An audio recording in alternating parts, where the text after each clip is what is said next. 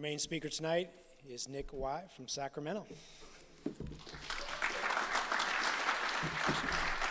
Thank you, buddy. Good evening, everybody. I'm Nick. I'm an alcoholic. And it's good to be here, and it's good to be sober.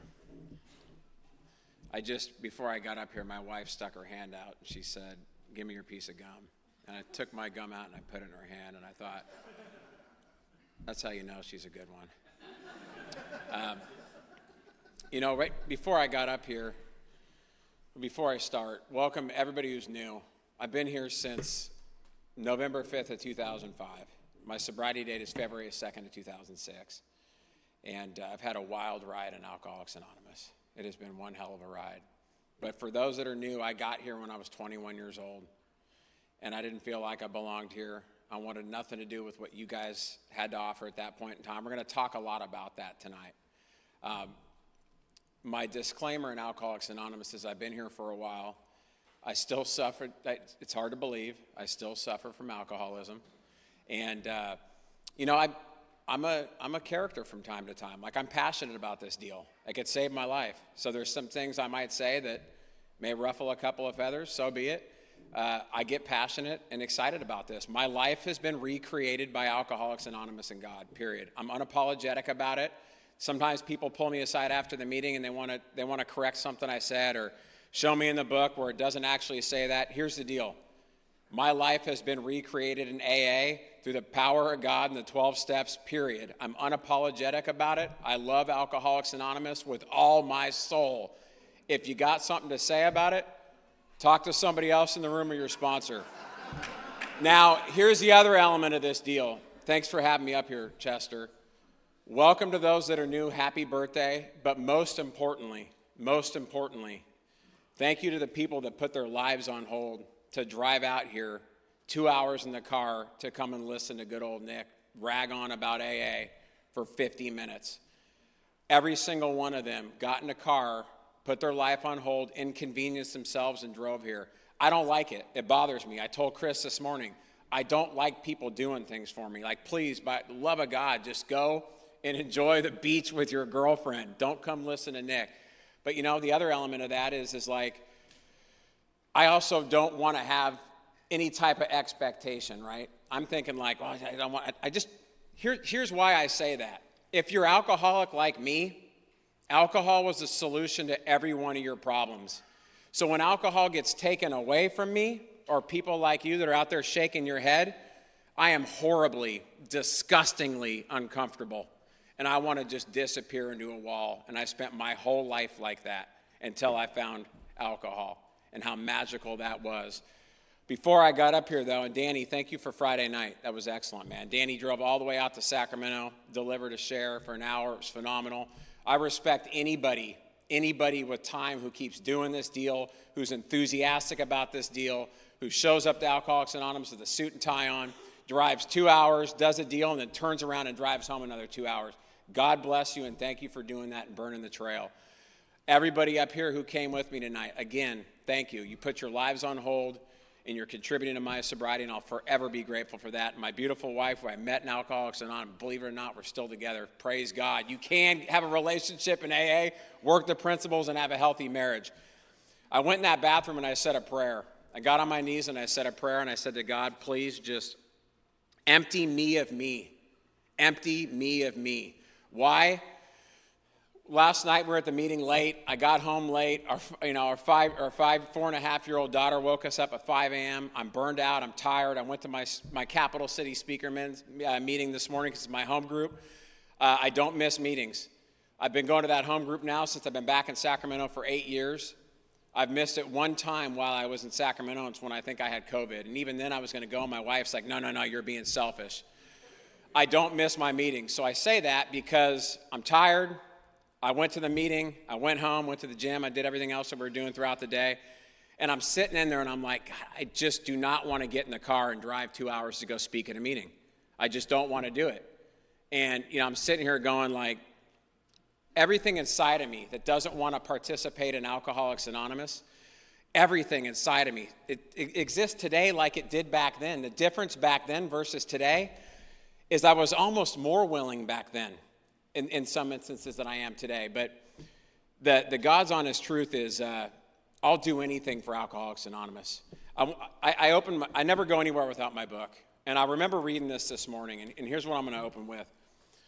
Beginning of the doctor's opinion. So we work through the book a lot. I believe in the book. I read the literature. The reason why I read the literature is because I learned early on in Alcoholics Anonymous, you cannot trust how you think and feel.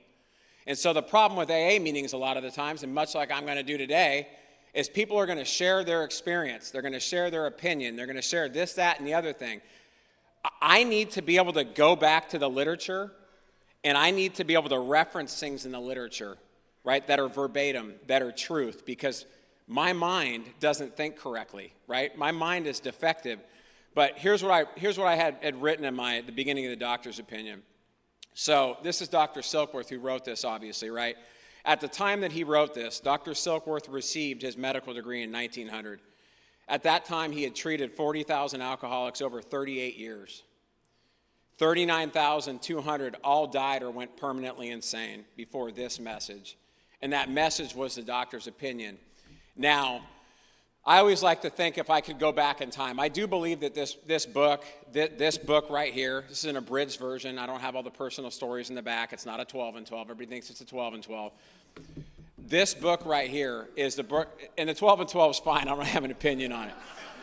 But I believe the literature was divinely inspired. I genuinely do. I mean, think about this, right? You got a room full of people that are mentally, physically, in many instances, and spiritually broken. And for Bill to write this, like years and years ago, to the degree in which he did, that enables somebody to have a spiritual experience, is nothing more than God and God itself.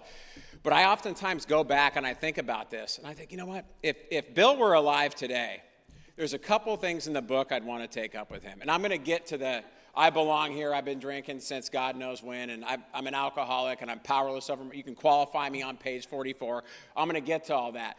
But before I forget, if Bill were alive today, right, up here, Leon, right? It's like Leon with an O in front of it. If Bill were alive today, I'd say, hey, man, there's a couple things I want to take up with you. First off, he references convincing testimony, right? Convincing testimony, beginning of the doctor's opinion. Convincing testimony must surely come from medical men. The reader will be interested in the medical estimate, the plan of recovery. The convincing testimony must come from people in the medical community. Bogus. I don't buy it. Convincing testimony must come from you. If you've had a spiritual experience as a result of the steps, if God has entered your life and recreated your life like it has mine, like the literature promises, if you have ideals are grounded in a power greater than yourself, your life will be recreated. If that's happened to you, the convincing testimony must come from you. I believe we have to sell this deal. I got in a conversation with my good buddy Clancy back there earlier in the week, and he goes, well, I don't know if we should be selling it. I said, I believe we should be selling it. Here's why. I'm a sales guy by nature, and I read a lot of sales literature. And so if you look, there's a book that was written by Brian Tracy, and it's a sales book. Brian Tracy goes through 25 years of research to define what the accurate definition of selling is. And after 25 years of research, what he comes up with is the most accurate definition of selling is a transfer of enthusiasm. And if this isn't the transfer of enthusiasm, I don't know what the hell is. And so if your life has been recreated by God and the power of the 12 steps, your job is to sell this deal like your life's dependent on it. Because here's the deal. When I got here in 2005, I was accustomed to producing spiritual experiences real time. I drank at a bar on Auburn Boulevard in Sacramento called the Ye Old Sticky Wicket. And I 16 till I was 21 years old. And every single time I went in there and I drank, that alcohol produced a spiritual experience for me, time and time and time again. One of the best descriptions of the action of alcohol on the alcoholic is not in the big book. It's actually in another piece of literature I read that's not conference approved, but it's the most accurate description of the effect of alcohol on the alcoholic that I've ever come into contact with. The feeling they got from alcohol was magic. It was instant, fabulous, incredible. And with no work and little time invested, a drink brought them face to face and heart to heart with divinity. And if you're out there like Leon up here shaking his head, you know exactly what I'm talking about. There's a reason why they call them spirits. They produce a spiritual experience. And so if I come to AA and you've got anything other than getting loaded on God and the 12 steps, then I'm not going to stay. because that's what I do. I drink, bam, spiritual experience. Dabble in a little rock cocaine, spiritual experience. Here's the deal with the drugs. I like the effect produced by drugs, but I won't sell my soul for them like I will alcohol time and time again. I mentioned my home group is Saturday morning, 7:30 a.m., Capital City Men's Group. Every single week, somebody shows up, they sit in a little podium right in the front, they have their tie on. Every time they make a comment about, well, we're serious about a recovery. It's Saturday morning at 7:30 a.m., and I got a suit and tie on, and I showed up for AA, and I'm thinking to myself, I would drive 4 or 5 states to get loaded. I would sell my soul for alcohol. And you want a pat on the back because you showed up to a meeting at 7:30 a.m. on a Saturday morning? That's not how I do AA. It's never how I've done AA. The other point is if Dr. Bob were still alive, let's pretend that he is. We got Dr. Bob up here. Dr. Bob's nightmare, he says it never fails. Never fails if you approach this thing with 1/2 the zeal you did taking another drink. I don't buy it. If I do anything, as a matter of fact, Bill even says it very clearly, half measures. If you don't approach this thing with the same level of conviction, with the same level of urgency, with the same level of every fiber of your being, you don't get it. That's at least been my experience. I have given Alcoholics Anonymous 90% for years at times, and I've not gotten the gift because I wasn't given absolutely everything in my fiber. If I think back, there was nothing I wouldn't do to get a drink. There was nothing I wouldn't do. And all of a sudden it comes to AA and it's like, this thing recreated my life. It's given me everything I've ever wanted and more, a beautiful wife, a beautiful child, a wonderful job, more than I deserve. I've traveled the world. There's nothing I haven't done. And geez, I don't know. Another meeting? I just don't feel like doing it. Why is it? This is what I can't figure out. I'm sitting here 19 years later going, okay, the only thing that solves every problem in our entire life, which is what the book talks about. The main purpose of the book is enable you to find a power greater in yourself that solves your problem. It doesn't say alcohol, it says your problem. Okay, the one thing that solves all my problems and recreates my life, it's like I want to do less of. Why is it that the alcoholic, the only thing that we do, the only thing as alcoholics that we do in moderation are spiritual practices? I just don't get it, right? Oh, this thing's recreated. My Chester's up here going like I'm just living, I'm living high on the hog. Life's great. I just want to do just a little less AA. Why, I don't know. Well, I do. It's called the cunning, baffling feature of alcoholism, and it centers in your mind. And so what happened to me is I got to Alcoholics Anonymous in 2005, and I did what you kind people told me to do. Put the plug in the jug. My beautiful grand sponsor, Chris, is over there, and then my sponsor, Tim, is right next to him. And my wife is here, so there's no fibbing tonight. And ordinarily on the Friday night meeting, I got my mom there, my sister there, my wife there, a lot of the guys that I work with there, and everybody in my life is alcoholic. And I guess I should talk about that. Both of my parents were alcoholic. Never saw them take a drink. Mom's still sober, 45 years. Dad died, questionable sobriety. Ended up having liver cancer from shooting dope with dirty needles and got hepatitis and inevitably got cancer and then got strung on pills and pretty much killed himself. And I got to be front and center for all that. Sat front and center. I watched the darkness just take over that man's life in the 11th hour. Bill says how dark it is before the dawn. It was dark, and the dawn never came for him. I watched him die. I held his hand. It was the most uncomfortable thing in my entire life. I don't do well with feelings, as you can tell. I've really struggled with feelings. So I got 18 years sober, and it's like, what do you do with 18 years sober? I haven't had the obsession to drink or use. I haven't had the obsession to drink, and I can't tell you how long, 15 years. But how do I become a better husband? How do I become a better father? How do I get up here and deliver some type of message that's beneficial and useful to anybody in this audience? I know you guys have circuit speakers and all that stuff up here. I'm just some yahoo from El Dorado Hills, California, that's been sober for a couple of years, right? I know that you guys are accustomed to all that, but here's the deal. I can't do anything without God. The book talks a lot about self-propulsion. I can't do anything without God. And I've been able to have this decorated experience of Alcoholics Anonymous of putting God first in all aspects of my life where I have just failed miserably. See, the beautiful thing about Alcoholics Anonymous is it's not the success that binds us. The inventory talks about that. It's the failures that bind us. How often do you guys get with your friends? You're sitting around in AA meetings. You're never talking about, oh, geez, you see how much money Oleon's making? No, it's like the guy's tearing another relationship to the ground. And you guys, not that you actually are, but that's the stuff we talk about. We talk about that kind of stuff, right? So it's I came to Alcoholics Anonymous, like I said, and I did what you guys told me to do. I hung out in noontime meetings, and people told me to put the plug in the jug. And when I say people told me this is my experience. This is as I recollect it, right? And my recollection might not always be accurate, but it's how Nick sees it, right? So I came to AA, and the people are just telling me, man, just don't drink between meetings. Put the plug in the jug. Meeting makers make it. And I did that, and my life became a living hell, literally, figuratively, in every sense of the word. I have never in my entire life, and Danny's over here shaking his head because he knows what I'm talking about, I have never in my life experienced the sense of dis-ease and uncomfort. See, that's the other thing I'd take up with Bill. Irritable, restless, and discontented. That is an understatement. I am horribly, disgustingly uncomfortable, just sober, not drinking one day at a time. So I read that because those 39,200 alcoholics that died and went permanently insane were people like me. Alcohol was a solution to their problem. That's why they drank it. And when you take it away, there must be a sufficient substitute. The Vision for You talks about that. Yes, and vastly more than that, a fellowship of Alcoholics Anonymous, right? The other component of that, shortly thereafter in the Vision for You, is it says when this book, this chip of a book, is launched on the world tide of alcoholism, defeated drinkers will seize upon it, right? And show others the way out. Like, that's exactly what I've been taught to do in AA, and that's why I'm here today.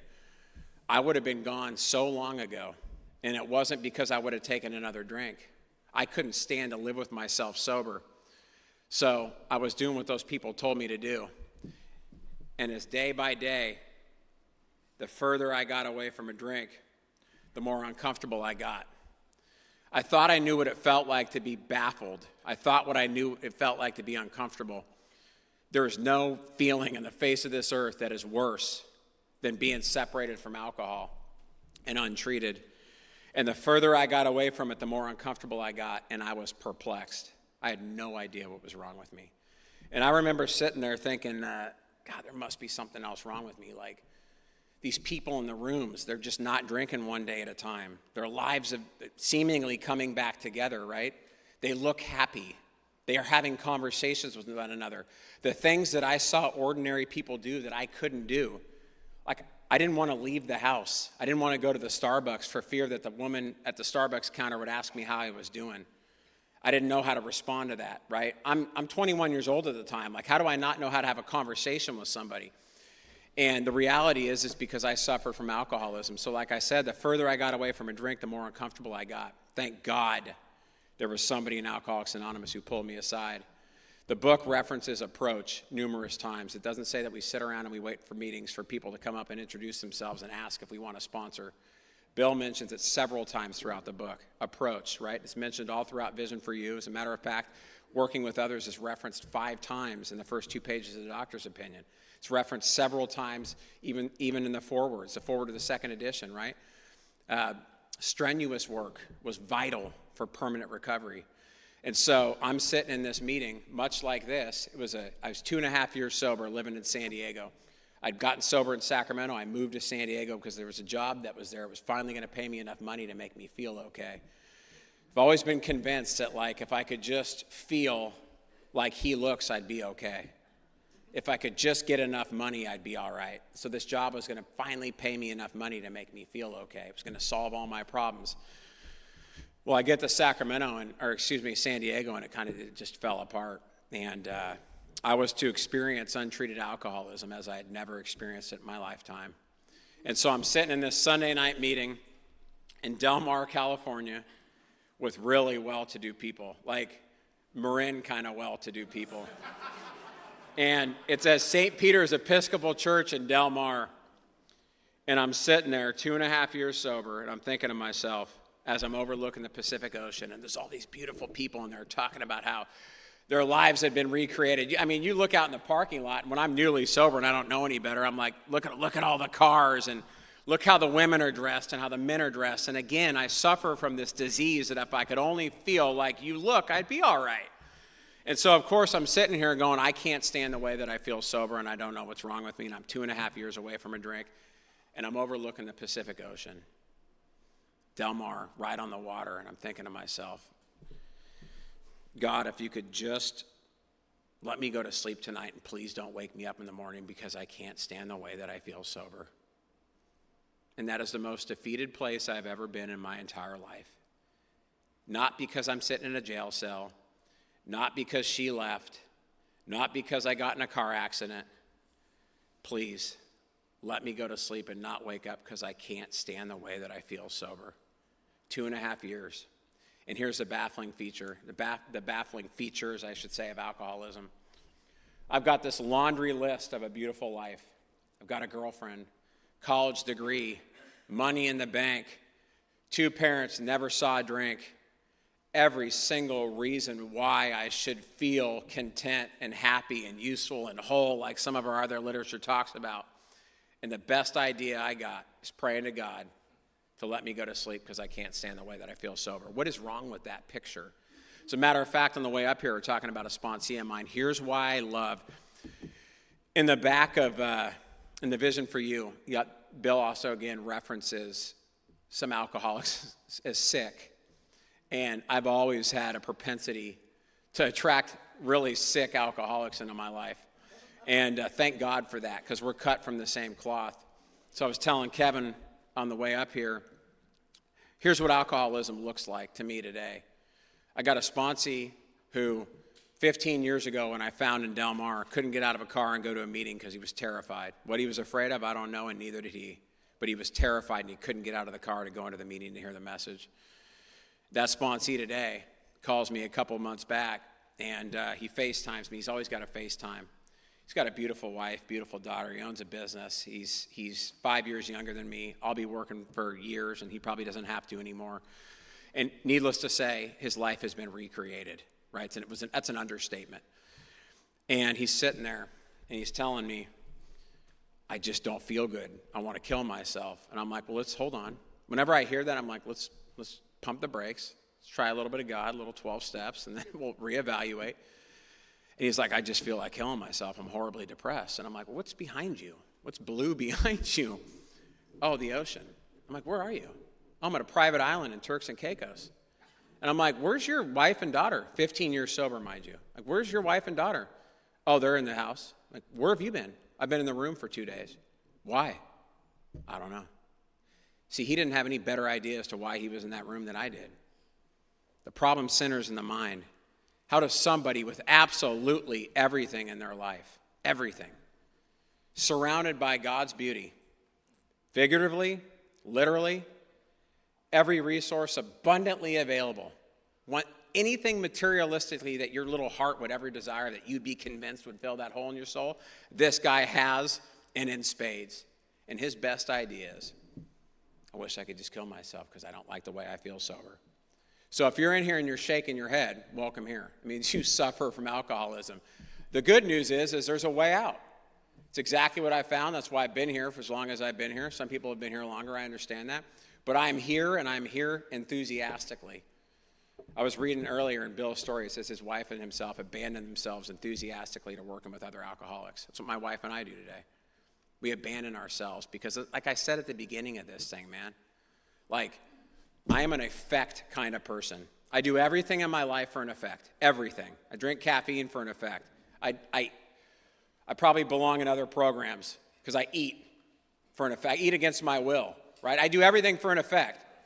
And so if I come into Alcoholics Anonymous and you got anything other than an effect produced by God in the 12 steps, I'm not going to stay. And so back to that Del Mar room, I'm saying that prayer. And it was like the boy whistling in the dark, except I didn't know whether I wanted to drink or not. I just didn't want to be around anymore. And a guy pulls me aside after a meeting and says, how you doing? One of those young, chipper, spirit in his eyes, just fired up on God and AA, much like Clancy and some of the other guys in this room. Clancy and I have been talking a lot about this. We just cannot get enough AA. We cannot get enough God. We cannot get enough AA, period. Like, I have to pursue this thing, like I said, with the same amount of vigor as I did getting another drink or more. And so if I'm out there running and gunning and I'm doing everything for an effect, I better be doing Alcoholics Anonymous for an effect. So this guy hits me up right after the meeting. How you doing? I'm like, not well. First time in my ever life I told somebody the truth. I'm not doing well. I'm really upset. See, I hate Alcoholics Anonymous. There's periods of my sobriety. I hate Al-Anon, but that's another story. I hate Alcoholics Anonymous. I'm frustrated, I'm upset, I'm pissed off, and I don't know why. See, all my anger is fear-based. It always has been. I'm just so upset. And so he starts asking me questions like, well, are you sleeping at night?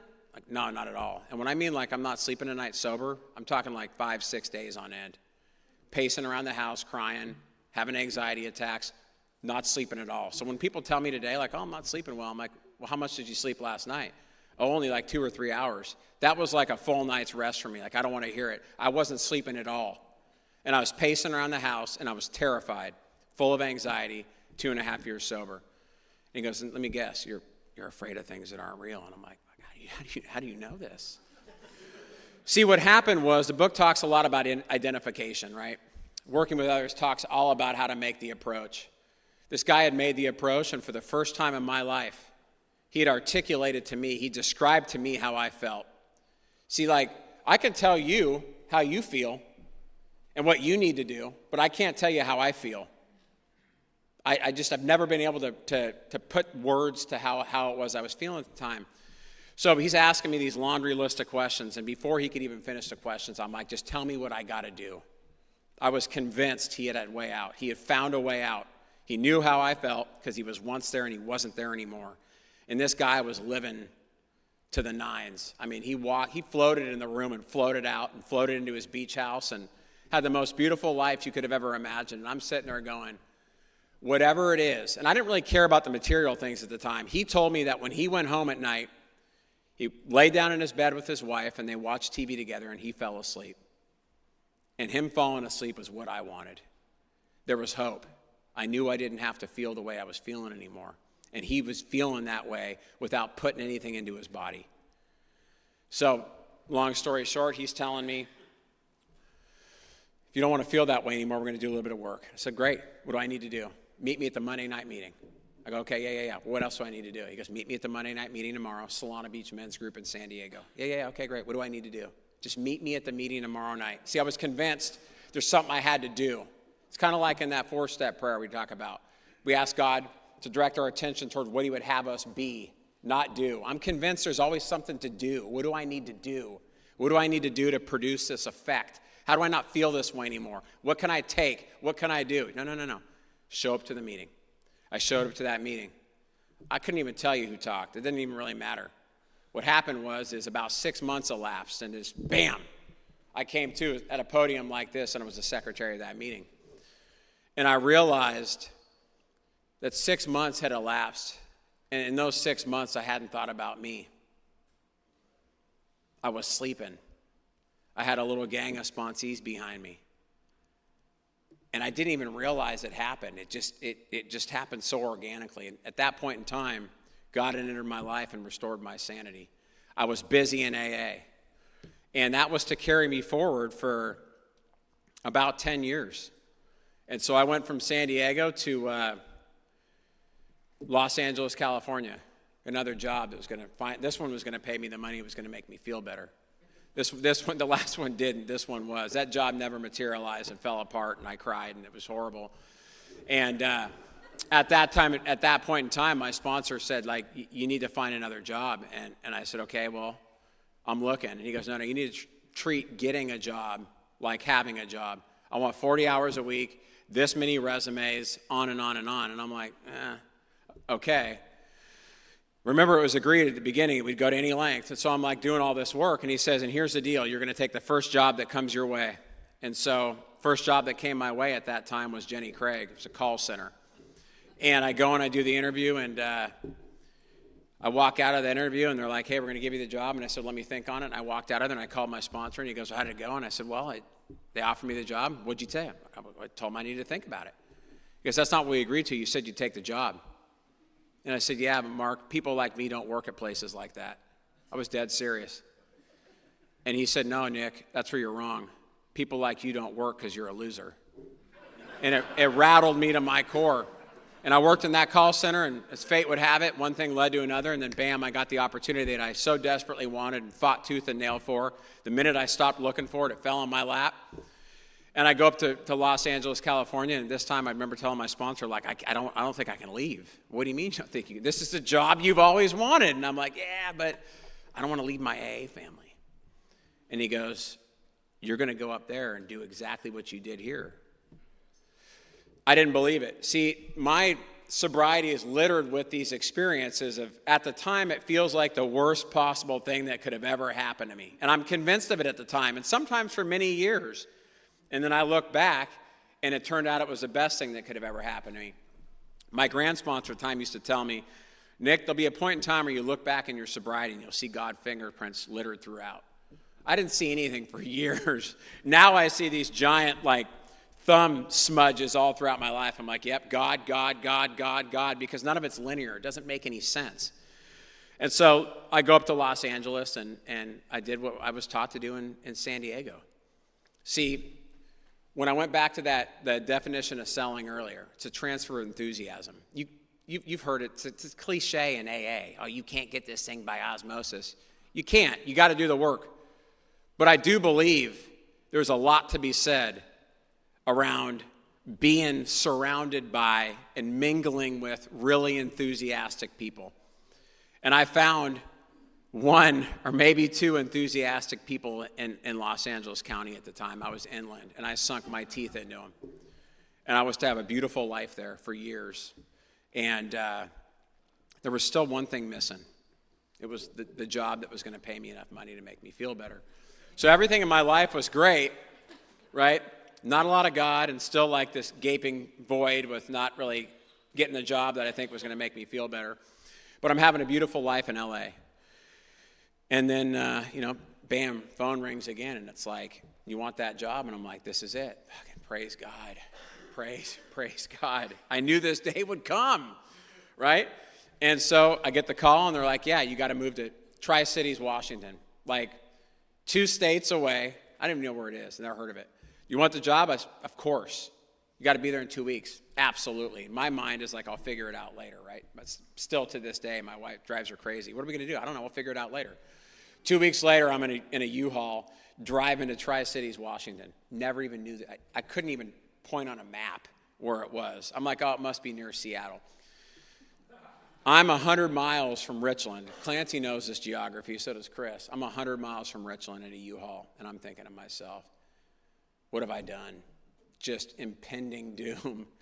Like, I am in the middle of nowhere. The only thing that this town has got going for them is a nuclear reactor that was built in the late mid-40s by the federal government to produce the plutonium for the first atomic bomb. That's it. And it's still a functioning nuclear reactor today. And surprise, surprise, they sell the energy, the spillover energy to California because we can't generate our own. So it wasn't a political statement. It was just a fact. So I'm driving to Tri-Cities, and I'm thinking to myself, I can't believe what I've done. I sold my soul for this job, and now I'm going to suffer. And I'm tired of suffering sober. So I get to Tri-Cities, man, and it was everything I thought it was. There's 2 Alano clubs. There's not a book in sight, and I roll into this Alano club called the Richland Fellowship Hall. And it literally, I'm not even sure the people in this meeting were alcoholic. They're sitting there talking about how it was at work, and the wife is this and wife is that. I can't hang out. The VFW hall's closed, so I'm here, and there's not a book in sight. I'm used to like some powerful God-driven AA in Southern California, right? And I'm not getting it there. So I'm sitting there going, what am I going to do now? And I called my sponsor, and I was in tears. What did I do? Like, I guess I'm just going to endure this for 2 years and then go back to where I was. And he's like, no, you're going to go find somebody to work with, and you're going to do exactly what you did in San Diego, in Los Angeles, and you're going to do it in Tri-Cities, Washington. And I thought, God. So as I walk out of this fellowship hall, I mean, it is like, there's no meeting in Marin like this place, trust me. And I walk out of there, and I see this little kid it's a wheelchair ramp, and I see this kid hung over the wheelchair ramp like this, smoking a vape and drinking a Red Bull. And I went up and talked to him, and I'm like, what's your name? He goes, Jimmy. I'm like, how much time do you have, Jimmy? He's like, 2 weeks. And he had a little ponytail, and he was drinking a little Red Bull and hitting his vape. And I'm like, hey, you shouldn't be drinking Red Bull. You should be drinking these rock stars. They have more caffeine in them. He's like, oh, okay. And I'm like, yeah, and that vape that you got, like, you need to drill out the cap so it blows bigger clouds. That's what I was into at the time. And he's like, well, how do I do that? And I'm like, I'll show you how to do it. And I knew right then and there, man, that God had shown up in the form of Jimmy. A good friend of mine says that God works through people to people. And God put Jimmy in my life on that wheelchair ramp at that night at the Richland Fellowship Hall, and I sunk my teeth into that cat like my life depended on it. I did. And Jimmy and I did everything together. And Jimmy, his family was my family. I didn't have any family up there. So when we were holidays and whatnot, I was over at Jimmy's house. And his dad had long-time sobriety, 30-plus years, but was staying out of it. And he's like, it's not my deal, it's Jimmy's deal. And Jimmy and I went on to build just a wonderful little fellowship together up there with the help of God and the 12 steps. And I had just given him, like, whatever it was that was in Southern California and in San Diego, all that, like, I had put into a bottle, and thank God I brought it with me. And God at some point propelled me enough to inspire Jimmy enough to go out and want to work steps with people. And that's what happened. We built a beautiful little fellowship. And see, on the way up there, I was convinced, man, this again was like one of the worst decisions I've ever made. This time I really did it. And when I had to leave that place, because I know it's a surprise, I got a call. This is the job. This is the one that was finally going to pay me the money I felt like was going to fix the hole in my soul. And they're like, yeah, you want that job, you got to move. And the place that I never wanted to be, the furthest thing from Nick's mind of perfection, where I should be at that point in my life, Tri-Cities, Washington, might as well have been hell on earth at the time, was the last place that I wanted to leave. And I drove out of there with tears in my eyes when Jimmy was in the rearview mirror. And he saved my life. God saved my life through Jimmy. Jimmy's still sober to this day. When I met Jimmy, he wasn't allowed in his parents' house because he couldn't stop sticking a needle in his arm and stealing from him and stealing from his autistic brother. And he's got over 10 years sober today, and he's got a beautiful life, and he has a little baby. And he's a father that I look up to. I've been a father for longer than he has. He's 10 years younger than me, and I'm looking up to him because he's more patient, loving, and tolerant with his son sometimes than I am with my own daughter. And that's a horrible thing to admit. See, that feeling I described earlier when you're just not drinking one day at a time and you're horribly, disgustingly uncomfortable because you have no solution, you have no God in your life? I've also felt that way with long-term sobriety because I was powerless over my behavior toward the people I loved most in my life. You want to talk about like that pit of despair? That's exactly how I feel when I'm powerless over the way that I treat my wife and my daughter sometimes. And that's been the most difficult thing, the most shameful thing for me to have to admit to a group of people is I'm powerless over the way that I think, feel, and behave sometimes. That's exactly why Bill wrote, page 83, first paragraph, 3/4 of the way down. Morning meditation, right? So now we clean house with the family, asking a morning meditation. I'm going to actually read it to you guys verbatim because I was reading it every day for a really long period of time and I got away with it, but it's now more important that I read it. So we clean house with the family, asking. So every time the book references ask, it's a prayer. Each morning in meditation that our Creator show us a way of patience, tolerance, kindliness, and love. See, I can be sober and not have a drink in my life. But if I'm tearing apart everything good and decent in my life, what the hell is this thing really for? It's just like I said at the beginning of this, man. Like, if I'm out there running and gunning and getting loaded, and I come into here and you got anything for me other than that, I'm not going to stay. I also don't get sober to go from one meeting to the next.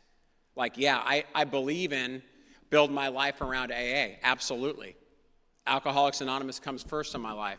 But I don't dwell in one meeting after another for the sake of getting well enough to go to another meeting. I want to go to another meeting so that I can build a wonderful life, the life that God had intended for me. So, long story short, I moved back to Sacramento. Here's what happens, because I only got 10 minutes left. Time always just goes so quickly. I come back to Sacramento, and by this time I got the trappings of the material world, right? And happy are the feet of those that bring the good news. Chris Reddy, that I had met 18 years prior, enters my life. Or at that time, it was probably 15 years prior. And Chris is doing what Chris does. Approaches me when he knows something's intrinsically. It's like God has given Chris this barometer for Nick's spiritual state. He approaches, so how you doing, man? I'm all right. Now, how you really doing? And I'm like, I'm absolutely terrified. I'm not sleeping again. I got the trappings of the material world, the house, the job, a little bit of money in the bank, a dog, a girlfriend. And I'm absolutely terrified that I'm going to lose it all. Like, the fear of losing everything good and decent in my life overwhelms the joy of even having it. It's like a prison. It's a prison. Now I know what, like, the prison, the self-imposed prison is, right? Or better yet, the second step proposition. That's the self-imposed crisis. He's asking me questions. Who's it belong to? Why is it, you're like, what happens if you lose a house? What happens if you lose a job? Whose job is it? Whose house is it? I'm like, well, it's my house, it's my job. And he's asking me, who do you work for? I kept telling him the name of the company. I'm like, Chris, you're not getting it. No, who do you work for? The one who wasn't getting it was me. And he goes, no, that's the misconception. You work for God. You happen to be subcontracted out to that company. And I'm like, yeah, whatever. I don't want to hear that right now. Just tell me something that makes me feel better, because I don't like the way I feel.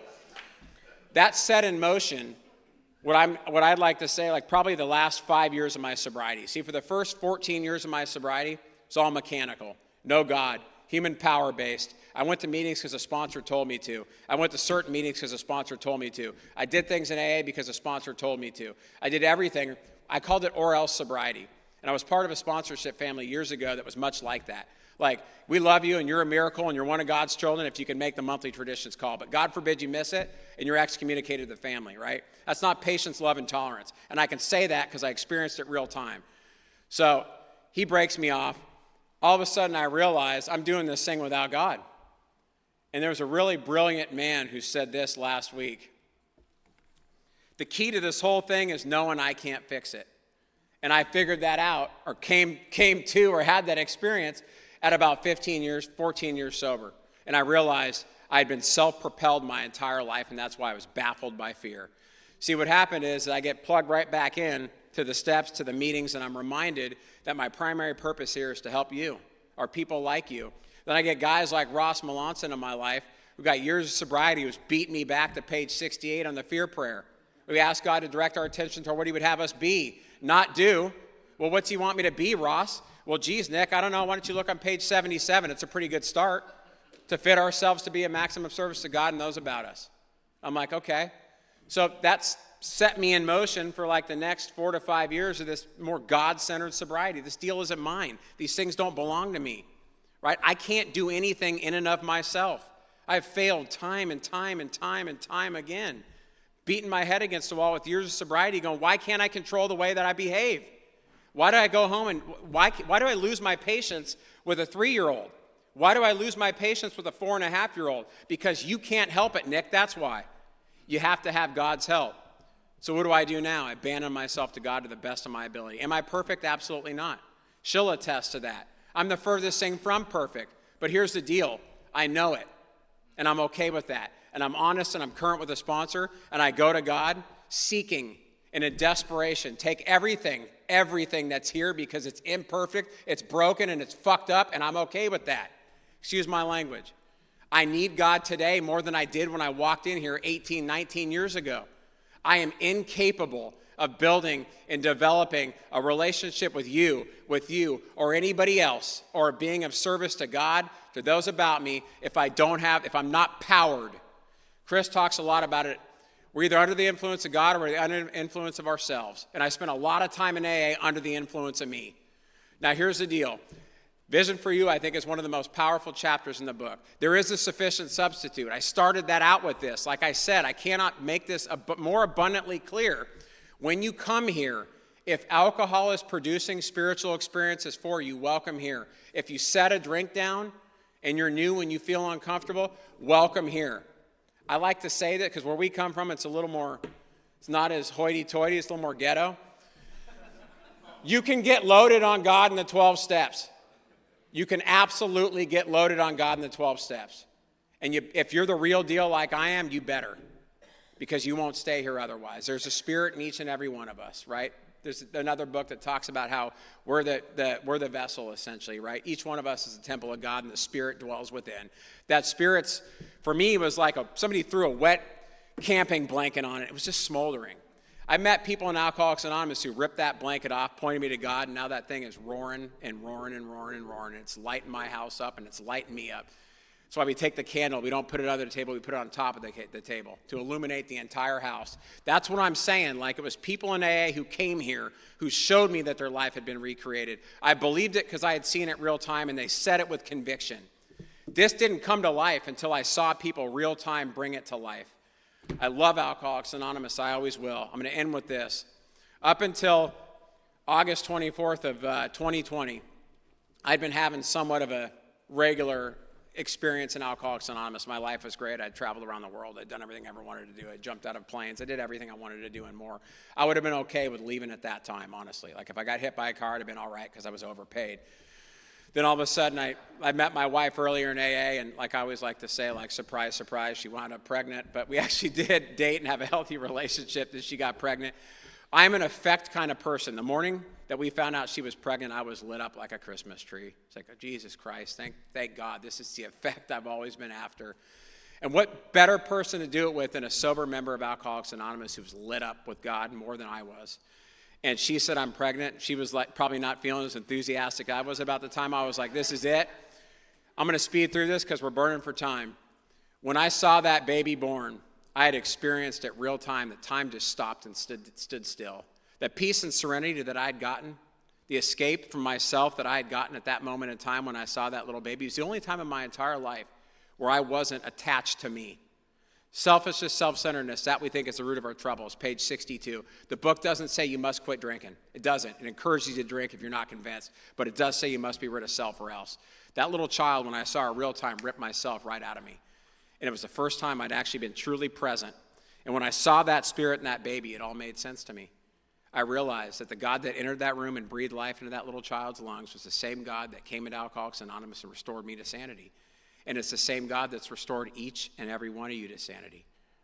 This is a beautiful program, but listen to me as clearly as you possibly can. You better pursue this with anything and everything that you have. And if you do, your life will be miraculously transformed. Somebody said it on the way up here. We don't sit up here and talk about how wonderful our lives are today. I'm going to talk about how well and wonderful my life is today. But it's been on the other. My price of admission was about 10 years of suffering in AA. Abandon yourself to God. Ross always likes to say this, that there is one who has all power, and that one is God. May you find him now. I should have found him 18 years ago. Thank you. It's been wonderful.